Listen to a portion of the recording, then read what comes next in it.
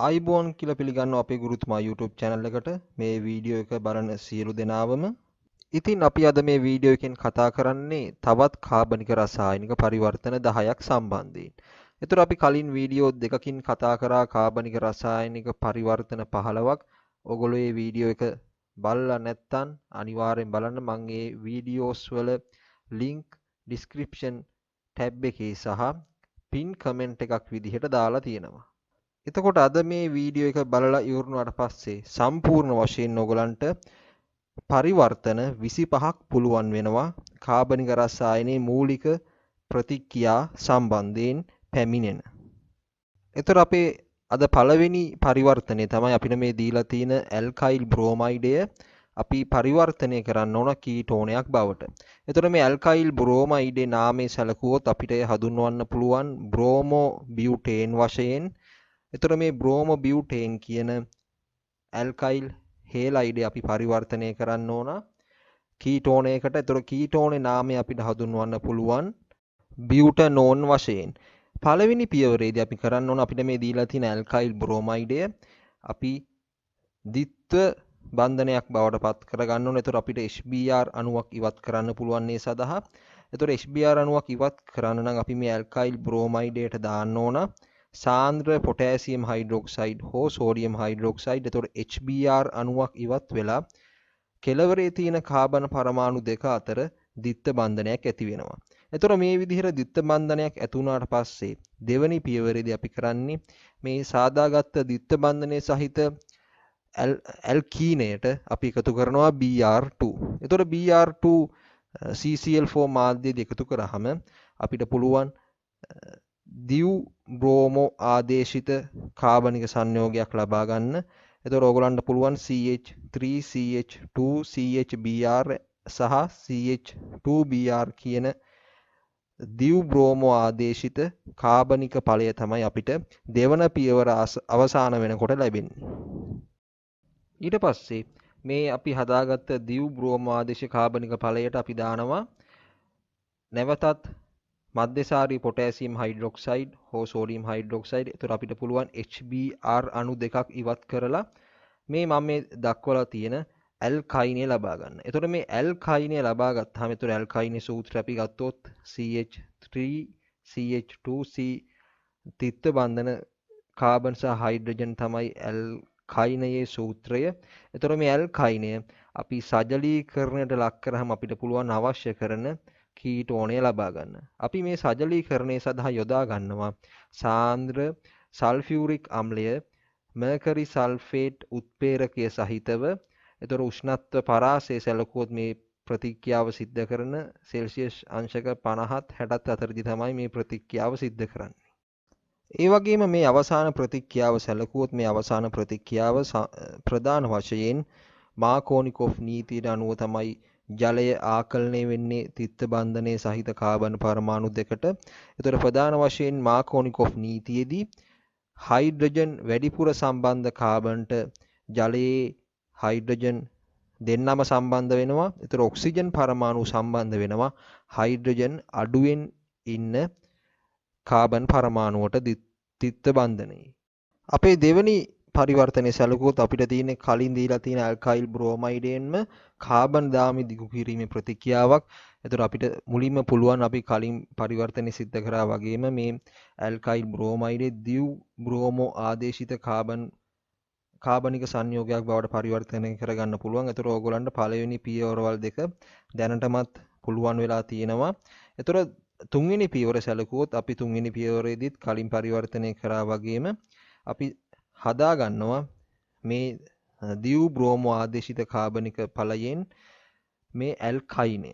එතකොට මේ ත්‍රිත්ව බන්ධනයේ සහිත ඇල්කයිනයට අපි දැම්මොත් සෝඩියම් හෝ සෝඩා ඇමයිඩ්. සෝඩා ඇමයිඩ් වල රසායනික සූත්‍රය සැලකුවොත් සෝඩියම් සහ NH2 තමයි පවතින. එතකොට මේ සෝඩා ඇමයිඩ් අයනික සංයෝගයක්. එතකොට ප්‍රධාන වශයෙන් Na+ සහ NH2- කියන කැටායනය සහ ඇනායනයට අපිට මේ සෝඩා ඇමයිඩ් කියන රසායනික සංයෝගය කඩන්න පුළුවන්. ඊට පස්සේ අපි ගත්තොත් අපි මේ හදාගත්ත ඇල්කයිනයට අපි එකතු කරාට පස්සේ සෝඩියම් හෝ සෝඩා ඇමයිඩ් අපිට පුළුවන් මේ ඇල්කයිනයේ සෝඩියම් ලවණය ලබා ගන්න. ඒතර ඕගොල්ලන්ට පුළුවන් හතරවෙනි පියවර අවසානයේදී CH3CH2 C තිත්ත බන්ධන C- සහ Na+ කියන ඇල්කයිනේ සෝඩියම් ලවණය ලබා ගන්න පුළුවන්. ඇල්කයිනේ සෝඩියම් ලවණය ලබා ගත්තට පස්සේ අපිට තියෙන්නේ මේ ඇල්කයිනේ සෝඩියම් ලවණයට තවත් ඇල්කයිල් හේලයිඩයක් එකතු කරලා කාබන් දාමය දිගු කිරීමේ ප්‍රතික්‍රියාව සිද්ධ කරන. එතකොට ප්‍රධාන වශයෙන් අපි යාන්ත්‍රණය සැලකුවොත් අවසාන පියවරේදී ඇනායනයේ බවට පත්වෙන්නේ නැත්නම් නියුක්ලියෝෆයිලයේ බවට පත්වෙන්නේ CH3CH2C තිත්ත බන්ධන C- කියන නියුක්ලියෝෆයිලය. එතකොට කැටායනයේ බවට පත් වෙනවා ඇල්කයිල් බ්‍රෝමයිඩෙන් ලැබෙන CH3CH2CH2CH2+ කියන කැටායන. එතකොට මේ කැටායනය සහ නියුක්ලියෝෆයිලය අයිනිකව එකතු වීමෙන් තමයි මේ අදාළ කාබනික සංයෝගය අපිට ලැබෙන්නේ. අපේ තුන්වෙනි පරිවර්තනයේදී අපිට මේ දීලා තියෙන ඇල්කයිල් බ්‍රෝමයිඩයක්. එතකොට මේ ඇල්කයිල් බ්‍රෝමයිඩේ නාමයේ සැලකුවොත් බ්‍රෝමෝ එතේන් වශයෙන් අපිට හඳුන්වන්න පුළුවන්. එතකොට මේ බ්‍රෝමෝ එතේන් අපි පළවෙනි පරිවර්තනයේදී කළා වගේම කීටෝනයක් බවට පත් කරගන්න ඕන. එහෙනම් අපි මුලින්ම කරන්න ඕන මේ බ්‍රෝමෝ එතේන් කියන ඇල්කයිල් හේලයිඩය අපිට පුළුවන් වෙන්න ඕන මේ ඇල්කයිනයක් බවට පත් කරගන්න. එතකොට අපිට පුළුවන් එතයින් ලබා ගන්න මේ පියවර තුනකින්. මුලින්ම අපි දානවා සාන්ද්‍ර පොටෑසියම් හයිඩ්‍රොක්සයිඩ් දාලා එතීන් සාදා ගන්නවා. ඊට පස්සේ අපිට පුළුවන් Br2CCl4 දාලා මේ දිව් බ්‍රෝමෝ ආදේශිත කාබනික ඵලය ලබා ගන්න. ඉන්පසු තුන්වෙනි පියවරේදී අපිට පුළුවන් HBr අණු දෙකක් ඉවත් කරලා මධ්‍යචාරී පොටෑසියම් හයිඩ්‍රොක්සයිඩ් හෝ සෝඩියම් හයිඩ්‍රොක්සයිඩ් දාලා මේ අවශ්‍ය එතයින් කියන ඇල්කයින් ලබා ගන්න. එතකොට මේ එතයින් ඇල්කයින් ලබා ගත්තට පස්සේ අපිට පුළුවන් හතරවෙනි පියවරේදී සෝඩියම් හෝ සෝඩෑමයිඩ් දාලා සෝඩියම් ලවණය ලබා ගන්න එතයින් වල. ඊට පස්සේ මේ සෝඩියම් ලවණයට අපි එකතු කරොත් ඇල්කයිල් බ්‍රෝමයිඩයක්. එතකොට මුලින්ම ගත්ත ඇල්කයිල් බ්‍රෝමයිඩ් අපිට පුළුවන් ඒ කියන්නේ බ්‍රෝමෝ එතේන් කියන ඇල්කයිල් බ්‍රෝමයිඩ් එකතු කරනවා පස්වෙනි පියවරේදී. පස්වෙනි පියවරේ අවසානයේදී එහෙනම් අපිට පුළුවන් කාබන් දාමය 4ක් බවට පත් කරගන්න. එතකොට කාබන් දාමය දිගු කිරීමේ ප්‍රතික්‍රියාවක් තමයි මේ පස්වෙනි පියවරේදී සිද්ධ වෙන්නේ. අවසාන පියවරේදී අපි මේ හදාගත්ත ඇල්කයිනේ කියන්නේ කාබන් දාමය දික් කරාට පස්සේ අපිට පුළුවන් එහෙනම් සජලීකරණයට ලක් කරන්න. එතකොට මාකෝනිකොෆ් නීතියට අනුව තමයි සජලීකරණය සිද්ධ වෙන්නේ. එතකොට මාකෝනිකොෆ් නීතියට අනුව සිද්ධ වෙද්දී අපි දැනටමත් දන්නවා මාකෝනිකොෆ් නීතියට අනුව කොහොමද ජලය ආකලනය වෙන්නේ කියලා. හයිඩ්‍රජන් වැඩිපුර සම්බන්ධ වෙලා ඉන්න කාබන් පරමාණුට හයිඩ්‍රජනුත් හයිඩ්‍රජන් අඩුවෙන් සම්බන්ධ වෙලා ඉන්න කාබන්ට ඔක්සිජන් පරමාණුවත් සම්බන්ධ වෙනවා. තිත්ත බන්ධනයේ අඩංගු කාබන පරමාණු දෙක තමයි අපි මේ අවස්ථාවේදී සලකන්නේ. එතකොට අපිට පුළුවන් එහෙමනම් අවසාන වශයෙන් සාන්ද්‍ර සල්ෆියුරික් අම්ලය හෝ මර්කරි සල්ෆේට් උෂ්ණත්වය සෙල්සියස් අංශක 50ත් 60ත් අතරදී එකතු කරලා මේ අවශ්‍ය කරන කීටෝනය ලබා ගන්න. හතරවෙනි කාබනික රසායනික පරිවර්තනයේදී අපිට දීලා තියෙන කලින් ගත්ත ඇල්කයිල් බ්‍රෝමයිඩේම එතකොට අපිට තියෙන ඩියුටීරියම් අපි සම්බන්ධ කරගන්න ඕන මේ කීටෝනය සාදද්දී. එතකොට අපිට පුළුවන් කලින් පරිවර්තනය කරා වගේම මේ සෝඩියම් ලවණය දක්වා සමාන පියවර ප්‍රමාණයක් තමයි සමාන ප්‍රතික්‍රියා ප්‍රමාණයක් තමයි අපිට තියෙන්නේ. එතකොට මේ ආකාරයට සෝඩියම් ලවණය සෑදුවට පස්සේ අපිට තියෙන්නේ ඇල්කයිල් බ්‍රෝමයිඩ් එකතු කරලා කාබන් දාමය කාබන් 4 දෙනෙක් බවට පරිවර්තනය කරගන්න. ඊට පස්සේ අවසාන පියවරේදී අපි සාන්ද්‍ර සල්ෆියුරික් අම්ලය වෙනුවට අපිට එකතු කරන්න පුළුවන් සාන්ද්‍ර D2SO4 කියන අම්ලය. ඒතර අපි දන්නවා ඩියුටීරියම් කියන්නේ හයිඩ්‍රජන් වල සමස්ථානිකයක්. එහෙමනම් අපිට පුළුවන් D2SO4 එකතු කරන්න. ඒතර අපි මාධ්‍ය වශයෙන් යොදාගන්නේ HgSO4. ඒතර උත්ප්‍රේරකයත් HgSO4 බවට පත් වෙනවා. ඒ වගේම මේ පරීක්ෂණයේදී අපි උෂ්ණත්ව පරාසය යොදා ගන්නවා සෙල්සියස් අංශක 50ත් 60ත් අතරදී. එතකොට අපි ගත්තොත් මේ අවසාන පියවරේදී අපි එකතු කරන්නේ D2SO4 සහ HgSO4. එතකොට අපිට මාකෝනිකොෆ් නීතියට අනුව තමයි D2O ආකලනය කරන්නේ. එතකොට අපි ගත්තොත් ඩියුටීරියම් සම්බන්ධ වෙනවා හයිඩ්‍රජන් වැඩිපුර සම්බන්ධ කාබන් පරමාණුවට. ඔක්සිජන් සම්බන්ධ වෙනවා හයිඩ්‍රජන් අඩුවෙන් සම්බන්ධ කාබන් පරමාණුවට. එහෙනම් පළමුව ඉන්න කාබන් පරමාණුවට තමයි ඩියුටීරියම් සම්බන්ධ වෙන්නේ. එතකොට ඒ කාබන් පරමාණුව CH D2 බවට පත් වෙන ඔක්සිජන් සම්බන්ධ වෙනවා දෙවනුව ඉන්න කාබන් පරමාණුට. එහෙනම් CH_D2 කාබන් ඔක්සිජන් සහ CH2CH3 බවට පත් වෙනවා අවසාන අපිට අවශ්‍ය කරන කාබනික ඵලය. පස්වෙනි පරිවර්තනයේදී අපිට තියෙනවා දීලා ඇල්කොහොලයක්. මේ ඇල්කොහොලය අපි පරිවර්තනය කරන්න ඕන කීටෝනයක් බවට. නමුත් කීටෝනේ අවසානයේ ඔයගලන්ට පේනවා ඩියුටීරියම් තියෙනවා. එහෙනම් අපි දන්නවා සජලීකරණය තමයි තියෙන්නේ. නමුත් සාන්ද්‍ර D2SO4 අම්ලය අපි යොදා ගන්න ඕන. එහෙනම් පළවෙනි පියවරේදී අපි ගත්තොත් අපිට පුළුවන් මේ ඇල්කොහොලය ඇල්කීනයක් බවට පත් කරගන්න. සාන්ද්‍ර සල්ෆියුරික් අම්ලය උෂ්ණත්වයේ සෙල්සියස් අංශක 170 එකතු කරලා එතකොට අපිට පුළුවන් CH3CH දිත්ත බන්ධන CH2 කියන ඇල්කීනය ලබා ගන්න. මේ ඇල්කීනය සෑදුවට පස්සේ අපිට තියෙන්නේ Br2CCl4 එකතු කරලා ඩයිබ්‍රෝමෝ ආදේශිත කාබනික ඵලය ලබා ගන්න. මේ ඩයිබ්‍රෝමෝ ආදේශිත කාබනික ඵලය ලබා ගත්තට පස්සේ අපිට පුළුවන් තුන්වෙනි පියවරේදී සාන්ද්‍ර සෝඩියම් හයිඩ්‍රොක්සයිඩ් හෝ පොටෑසියම් හයිඩ්‍රොක්සයිඩ් එකතු කරලා ඇල්කයිනයක් ලබා ගන්න. මේ ඇල්කයිනේ හදාගත්තට පස්සේ අපිට අවසාන වශයෙන් තියෙන්නේ අපි දන්න පියවරක්. එතකොට මේ අවසාන පියවරේදී අපිට තියෙනවා සාන්ද්‍ර D2SO4 එකතු කරන්නේ HgSO4 මාධ්‍යයේදී. එතකොට උෂ්ණත්ව පරාසය සැලකුවොත් සෙල්සියස් අංශක 50ත් 60ත් අතරදී තමයි උෂ්ණත්ව පරාසය අපි පවත්වා ගන්න ඕන මේ අවසාන පරීක්ෂණයේදී. 6 වෙනි පරිවර්තනයේදී අපිට දීලා තියෙනවා බෙන්සෝයික් අම්ලය. එතකොට මේ බෙන්සෝයික් අම්ලය අපිට මේ දීලා තියෙන බෙන්සෝයික් අම්ලය අපි පරිවර්තනය කරන්න ඕන එතිල් බෙන්සීන් වලට.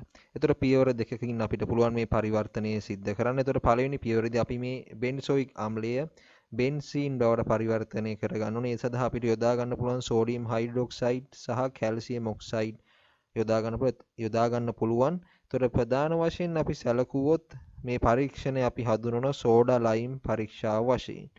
එතකොට මේ ආකාරයට බෙන්සෝයික් අම්ලය බෙන්සීන් බවට පත් කරගත්තාට පස්සේ දෙවැනි පියවරේදී අපි කරන්නේ බෙන්සීන් වලට එකතු කරනවා නිර්ජලීය ඇලුමිනියම් ක්ලෝරයිඩ් සහ එතිල් ක්ලෝරයිඩ්. එතකොට මේ ආකාරයට එතිල් ක්ලෝරයිඩ් එකතු කරාම අපිට පුළුවන් ඉලෙක්ට්‍රෝෆීලික ආදේශ ප්‍රතික්‍රියාවකින් මේ එතිල් බෙන්සීන් ලබා ගන්න. එතකොට ඉලෙක්ට්‍රෝෆයිලය බවට පත් වෙන්නේ CH3CH2+ කියන ඉලෙක්ට්‍රෝෆයිලය.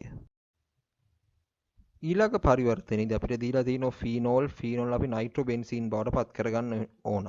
එහෙනම් අපිට පුළුවන් ෆීනෝල් බෙන්සීන් බවට පත් කරගන්න. ඒ සඳහා අපිට එකතු කරන්න පුළුවන් ෆීනෝල් වලට සිංක් කුඩු සහ මේ සිංක් කුඩු අපිට පුළුවන් රක්ත තප්ත නලයක් තුලින් යවන්න ෆීනෝල් සමග. එතකොට අපිට පුළුවන් මේ ෆීනෝල් බෙන්සීන් බවට පරිවර්තනය කරගන්න. බෙන්සීන් සෑදුවට පස්සේ අපිට පුළුවන් එක පියවරකින් නයිට්‍රෝබෙන්සීන් ලබා ගන්න. අපිට පුළුවන් ඒ සඳහා සාන්ද්‍ර නයිට්‍රික් අම්ලය සහ සල්ෆියුරික් අම්ලය සෙල්සියස් අංශක 50 දී පමණ එකතු කරන්න. මේ දෙවන පියවරේදී අපි ඉලෙක්ට්‍රෝෆයිලය වශයෙන් අපිට ලැබෙන්නේ NO2+ කියන ඉලෙක්ට්‍රෝෆයිලය. එතකොට මේ දෙවන පියවර ඉලෙක්ට්‍රෝෆීලික ආදේශ ප්‍රතික්‍රියාවක් බවට පත් වෙනවා. මේ පරිවර්තනයේදී අපිට දීලා තියෙනවා බෙන්සීන් අපි පරිවර්තනය කරන්න ඕන 4 මෙතිල් එතිල් බෙන්සීන් බවට. ඒ සඳහා අපි පළමුව එකතු කරනවා බෙන්සීන් වලට නිර්ජලීය ඇලුමිනියම් ක්ලෝරයිඩ් සහ CH3CH2Cl කියන ඇල්කයිල් ක්ලෝරයිඩය. එතකොට පළවෙනි පියවරේදී අපිට ලැබෙනවා එතිල් බෙන්සීන්. එතකොට මේ එතිල් බෙන්සීන් කියන්නේ අපි දන්නවා එතිල් බෙන්සීන් ඕතෝපැරා යොමුකාරකයක්. කියන්නේ ඕතෝපැරා ස්ථාන තමයි සක්‍රිය කරන්නේ. නමුත් මධ්‍යස්ථ ඝනයේ ඕතෝපැරා යොමුකාරකයක්. එහෙනම් මේ එතිල් බෙන්සීන් වලට අපි දෙවන පියවරේදී එකතු කරොත් නිර්ජලීය AlCl3 සමග CH3Cl. එතකොට අපිට පුළුවන් CH3+ කියන ඉලෙක්ට්‍රෝෆයිලය දෙවන පියවරේදී ඉලෙක්ට්‍රෝෆීලික ආදේශ ප්‍රතික්‍රියාවක් වශයෙන් ඕතෝ හෝ පැරා ස්ථානයට සම්බන්ධ කරගන්න. නමුත් අපි ගත්තොත් මේ පරිවර්තනයේදී ඒගොල්ලෝ අපිට හදන්න කියන්නේ පැරා ඵලය. ඒ නිසා අපිට පුළුවන් මේ CH3+ කියන ඉලෙක්ට්‍රෝෆයිලය පැරා ස්ථානයට සම්බන්ධ කරලා එතිල් බෙන්සීන් වල අවශ්‍ය කරන කාබනික ඵලය ලබා ගන්න. ඒතර ඔයගොල්ලෝ හොඳට මතක තියාගන්න ඕන කාරණයක් තමයි මේ දෙවන පියවර ඉලෙක්ට්‍රෝෆීලික ආදේශ ප්‍රතික්‍රියාවක්. බෙන්සීන් සෑම විටම පෙන්වන්නේ ඉලෙක්ට්‍රෝෆීලික ආදේශ ප්‍රතික්‍රියා. 9 වෙනි පරිවර්තනයේදී අපිට දීලා තියෙනවා බෙන්සොයික් අම්ලය. බෙන්සොයික් අම්ලය අපි පරිවර්තනය කරන්න ඕන. අපිට දීලා තියෙන මේ කාබනික ඵලය. ඒතර මේ කාබනික ඵලයේ බෙන්සීන් වලට සම්බන්ධ වෙලා තියෙනවා එතිල් කාණ්ඩයක් සහ COCH3 කියන කීටෝන කාණ්ඩයක් සම්බන්ධ වෙලා තියෙනවා. එහෙනම් පළවෙනි පියවරේදී අපි කරන්න ඕන මේ බෙන්සොයික් අම්ලය බෙන්සීන් බවට පරිවර්තනය කරගන්න ඕන. ඒ සඳහා අපිට යොදා ගන්න පුළුවන් සෝඩියම් හයිඩ්‍රොක්සයිඩ් සහ කැල්සියම් ඔක්සයිඩ්. ඒතර සෝඩා ලයිම් පරීක්ෂාව තමයි මේ පළවෙනි පරීක්ෂණයේදී සිද්ධ වෙන්නේ. මේ විදිහට බෙන්සීන් ලබා ගත්තට පස්සේ අපිට පුළුවන් දෙවෙනි පියවරේදී නිර්ජලීය ඇලුමිනියම් ක්ලෝරයිඩ් සහ CH3CH2Cl කියන ඇල්කයිල් ක්ලෝරයිඩ් එකතු කරන්න. එතකොට අපිට පුළුවන් එහෙනම් එතිල් බෙන්සීන් ලබා ගන්න. මේ විදිහට එතිල් බෙන්සීන් ලබා ගත්තට පස්සේ අවසාන පියවරේදී අපිට තියෙන්නේ එසයිල් කරන ප්‍රතික්‍රියාව බෙන්සීන් වල. එතකොට අපි දන්නවා දැනටමත් එතිල් බෙන්සීන් කියන්නේ මධ්‍යස්ථ ඕතොපැරා යොමුකාරකයක්. එහෙනම් දෙවනුව පැමිණෙන ඉලෙක්ට්‍රෝෆයිලය සම්බන්ධ වෙන්නේ බෙන්සීන් වල ඕතෝ හෝ පැරා ස්ථාන වලට. එහෙනම් අපිට පුළුවන් මේ දෙවන පියවරේදී නිර්ජලීය ඇලුමිනියම් ක්ලෝරයිඩ් සහ CH3COCl කියන අම්ල ක්ලෝරයිඩ් එකතු කරලා මේ දෙවන පියවරේදී CH3CO+ කියන ඉලෙක්ට්‍රෝෆයිලය පැරා ස්ථානයට සම්බන්ධ කරලා අවශ්‍ය කරන කාබනික ඵලය ලබා ගන්න. එතකොට අපි ගත්තොත් මේ දෙවනි පියවර ඉලෙක්ට්‍රෝෆීලික ආදේශ ප්‍රතික්‍රියාවක්. ඉලෙක්ට්‍රෝෆයිලය බවට පත් වෙන්නේ CH3CO+ කියන ඉලෙක්ට්‍රෝෆයිලය. මේ වීඩියෝ එකේ අපි කතා කරන අවසාන කාබනික රසායනික පරිවර්තනය අපි ගත්තොත් අපිට දීලා තියෙනවා බෙන්සීන්. අපි මේ බෙන්සීන් පරිවර්තනය කරන්න ඕන. බෙන්සීන් වලට කීටෝන කාණ්ඩයක් සහ මෙතිල් කාණ්ඩයක් සම්බන්ධ කරලා අපි මුලින්ම කරන්නේ එහෙනම් මේ බෙන්සීන් වලට එකතු කරනවා CH3COCl කියන අම්ල ක්ලෝරයිඩ් නිර්ජලීය AlCl3 මාධ්‍යයේදී උත්ප්‍රේරකයේ වශයෙන් හැසිරෙන්නේ AlCl3. එතකොට අපි ගත්තොත් පළවෙනි පියවර ඉවර වෙනකොට අපිට ලැබෙනවා මේ මෙටා යොමුකාරකයක් වන ඇසිටෝෆිනෝන් කියන මේ සංයෝගය. එතකොට මේ ඇසිටෝෆිනෝන් වල සූත්‍රය තමයි මේ පළවෙනි පියවර අවසානයේදී අපිට ලැබිලා තින්නේ. ඒ කියන්නේ බෙන්සීන් සහ COCH3 තමයි ඇසිටෝෆිනෝන් වශයෙන් හඳුන්වන්නේ. එතකොට මේ ඇසිටෝෆිනෝන් සැලකුවොත් එයා මෙටා යොමුකාරකයක්. ඒ කියන්නේ මෙටා ස්ථාන දෙක තමයි සක්‍රිය කරන්නේ. එහෙනම් දෙවනුව පැමිණෙන ඉලෙක්ට්‍රෝෆයිලය සම්බන්ධ වෙන්න ඕන මෙටා ස්ථාන වලට. එතකොට අපි ගත්තොත් එහෙනම් මේ මෙටා යොමුකාරක ඇසිටෝෆිනෝන් වලට අපි එකතු කරන නිර්ජලීය AlCl3 මාධ්‍යයේදී ඇලුමිනියම් ක්ලෝරයිඩ් මාධ්‍යයේදී CH3Cl කියන ඇල්කයිල් ක්ලෝරයිඩය. එතකොට මේ CH3+ කියන ඉලෙක්ට්‍රෝෆයිලය මෙටා ස්ථානයට සම්බන්ධ වෙනවා. එහෙනම් අපිට අවශ්‍ය කරන කාබනික ඵලය ලැබෙනවා. එතකොට අපි දන්නවා දැනටමත් මේ CH3+ තමයි ඉලෙක්ට්‍රෝෆයිලයේ වශයෙන් හැසිරෙන්නේ. මේ දෙවනි පියවර සහ පළමු පියවරවල් දෙකම ඉලෙක්ට්‍රෝෆීලික ආදේශ ප්‍රතික්‍රියා බවට අපිට හඳුන්වන්න පුළුවන්.